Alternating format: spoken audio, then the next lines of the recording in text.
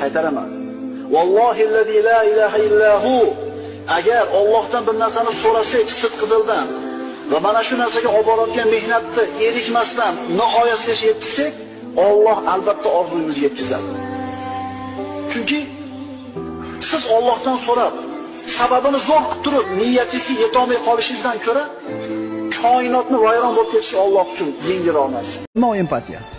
Empatiya degani odamlarning his-tuyg'ularini anglash. Ya'ni xijolat olayotganini bilib turasiz. Chunki kitob o'qisangiz, 20 ta personaj bo'lsa bir romanda, har bittasini ichki kechinmalarini yozuvchi yozib o'tadi. Bitta kitob o'qisangiz, 20 ta odamning rolida o'ynaysiz. Chunki har bittasini ichki dunyosini o'qiyotgan paytingizda Otabek bo'lib ko'rasiz, Xomid bo'lib ko'rasiz, Kumushan bo'lib ko'rasiz. Boyaga Shaytanatni o'qing. Asad degan bo'lib ko'rasiz, Xongirey bo'lib ko'rasiz. Har bittasini kallasiga ichiga kirib chiqasiz. Tushunyapsizmi nima degani bu? Kinosini ko'rganingizda devor bo'lib shunda o'tirasiz. Mashina qilib o'tirasiz, bo'ldi. Ichki kechinmalarni bera olmaydi. Yigitlar, fasikrat aytaman. Eng zo'r kinoteatr nechida hozir? Eng zo'r kinoxona seni aqling. Sen har bitta geroyni, har bitta personajning ichida bo'lasan.